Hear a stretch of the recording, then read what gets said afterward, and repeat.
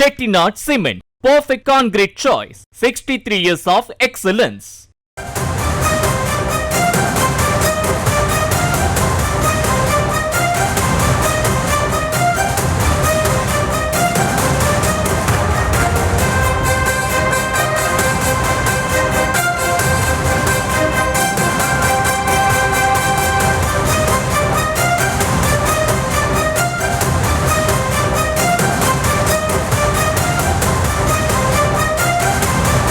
மற்றும் ஒரு அண்மை செய்தி, திருப்பரங்குன்றம் மலை உச்சியில் தீபம் ஏற்ற உத்தரவிட்டதை எதிர்த்த மேல்முறையீட்டு மனு மீது உயர்நீதிமன்ற மதுரை கிளை 2 நீதிபதிகள் அமர்வில் விசாரணை தற்போது தொடங்கி இருக்கிறது. மேலும் விவரங்களோடு இணைகிறார் செய்தியாளர் மதியழகன். வணக்கம் மதியழகன், விவரங்கள். திருப்பரங்குன்றம் மலை உச்சியில் தீபம் ஏற்ற தனி நீதிபதி பிறப்பித்த உத்தரவை எதிர்த்து 2 நீதிபதிகள் அமர்வில் தமிழ்நாடு அரசு மேல்முறையீடு செய்திருந்தது. இந்த மனு மீதான விசாரணை 2வது நாளாக நீதிபதிகள் ஜி ஜெயச்சந்திரன், கே ராமகிருஷ்ணன் அமர்வில் நடைபெற்று வருகிறது. இந்த வழக்கில் தற்பொழுது தேவஸ்தானம் சார்பில் வாதங்களானது தற்பொழுது முன்வைக்கப்பட்டு வருகிறது. இதில் பல்வேறு வாதங்களை கோயில் நிர்வாகம் சார்பில் முன்வைக்கப்பட்டு வருகிறது. அதில் இந்த விவகாரத்தில் கோயில் நிர்வாகத்திற்கு முழு அதிகாரம் உள்ளதாகவும் தனிநபர் உரிமையை நிறைவேற்ற முடியாது என்றும் கோயில் நிர்வாகத்திற்கு சட்ட வழிமுறைகள், சட்ட விதிகள் ஆகியவற்றை அறநிலையத்துறை வகுத்துள்ளதாகவும் குறிப்பிடப்பட்டது. தனிநபர் வாதங்களை முன்வைத்த நிலையில் தர்கா தரப்பு வாதங்கள் முழுமையாக கேட்கப்படவில்லை என்றும், அதே போல தர்காவையும் எதிர்மனுதாரராக சேர்க்கவில்லை என்றும், மனுதாரர்கள் சேர்க்காத நிலையில் நீதிமன்றம் தான் தாமாக முன்வந்து சேர்த்ததாகவும் குறிப்பிடப்பட்டுள்ளது. தீபம் ஏற்றுவது தமிழ் கலாச்சாரத்தின் ஒரு பகுதி என தனி நீதிபதி உத்தரவில் குறிப்பிட்டிருக்கிறார். ஆனால் கோவில் கலாச்சாரத்துடன் இந்த விவகாரம் சம்பந்தப்பட்டது என்றும் குறிப்பிடப்பட்டது.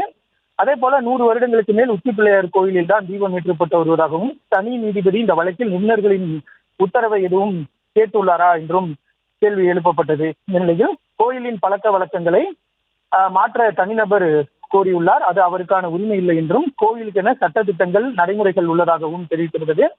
மலை மீது விளக்கேற்றுவது வேறு, வீட்டில் விளக்கேற்றுவது வேறு. மனுதாரர் கார்த்திகை தீபத்தை வீட்டு தீபம் போல ஏற்ற நினைப்பதாகவும் தேவஸ்தானம் தரப்பு வழக்கறிஞர் விமர்சித்திருக்கிறார்.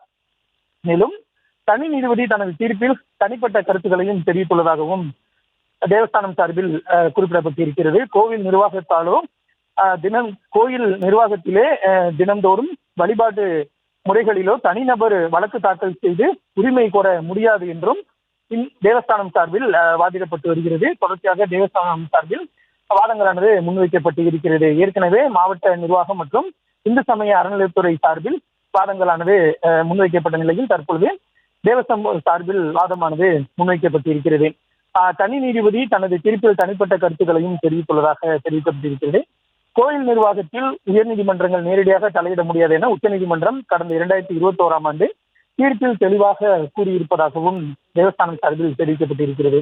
கோவில் நிர்வாகத்திலோ தினந்தோறும் வழிபாடு முறைகளிலோ தனிநபர் வழக்கு தாக்கல் செய்ய உரிமை கோர முடியாது என்றும் குறிப்பிடப்பட்டுள்ளது. உரிமையியல் நீதிமன்றத்தில் தான் வழக்கை தாக்கல் செய்து அதற்கான தீர்வை பெற முடியும் என்றும் தேவஸ்தானம் சார்பில் தெரிவிக்கப்பட்டிருக்கிறது. கோவிலில் கடைபிடிக்கப்படும் பூஜைகளில் பழக்க வழக்கங்களிலோ குறைபாடுகள் இருந்தால் அதனை நிர்வாகத்திடம்தான் முறையிட வேண்டும் எனவும், அதை தவிர்த்து நீதிமன்றத்தில் மனுக்கள், நீதி பேராணை மனுக்கள் தாக்கல் செய்ய முடியாது என்றும் தேவஸ்தானம் சார்பில் தெரிவிக்கப்பட்டிருக்கிறது. இந்த உத்தரவுகளை எல்லாம் தனி நீதிபதி கருத்தில் கொள்ளவே இல்லை என்றும் தேவஸ்தானம் குறிப்பிட்டிருக்கிறது.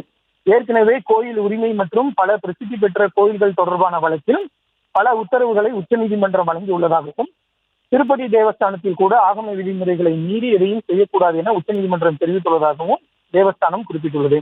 ஆகம விதிகளை மீறி புதிய பழக்கங்களை, நடைமுறைகளை நிறைவேற்றும் பொழுது பல தரப்பையும் கருத்தில் கொள்ள வேண்டும் எனவும், ஆனால் மனுதாரர் எதையுமே கருத்தில் கொள்ளாமல் மனு தாக்கல் செய்துள்ளதாகவும் தேவஸ்தானம் சார்பில் தெரிவிக்கப்பட்டிருக்கிறது.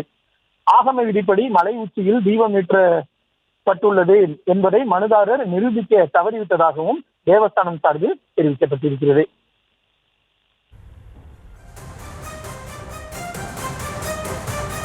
மதியழகன், அதே மாதிரி கோவில் தேவஸ்தானம் சார்பில் பல்வேறு வாதங்கள் முன்வைக்கப்பட்ட நிலையில எதிர்த்தரப்பில் என்ன மாதிரியான வாதங்கள் முன்வைக்க செஞ்சிருக்காங்க, அது குறித்த முழு விவரங்கள்? இந்த மனு ஒரு மேல்முறையீட்டு மனுவாக அரசு, மாநில கோயில் நிர்வாகம், மாவட்ட நிர்வாகம் சார்பில் தாக்கல் செய்யப்பட்டிருக்கிறது. எனவே தற்பொழுது மனுதாரர்கள் சார்பில் தான் இந்த வாதங்கள் முதலில் முன்வைக்கப்பட்டு வருகின்றன. ஏற்கனவே கடந்த வெள்ளிக்கிழமை என்று மாவட்ட நிர்வாகம் மற்றும் இந்து சமய அறநிலையத்துறை சார்பில் வாதங்கள் முன்வைக்கப்பட்ட நிலையில் தற்பொழுது தேவஸ்தானம் சார்பில் வாதங்களானது முன்வைக்கப்பட்டு இருக்கிறது. இதே போல தர்கா நிர்வாகம் உள்ளிட்ட பலர் மனு தாக்கல் செய்திருக்கிறார்கள். கிட்டத்தட்ட 26 மனுக்கள் தாக்கல் செய்யப்பட்டிருக்கக்கூடிய நிலையில் அனைத்து மனுதாரர்கள் தரப்பினுடைய வாதங்கள் முடிவடைந்த பின்னர் தான் எதிர்த்தரப்பு வாதமானது தொடங்கும்.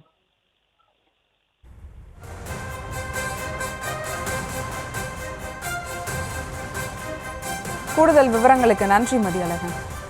Chettinad Cement, perfect concrete choice. 63 years of excellence.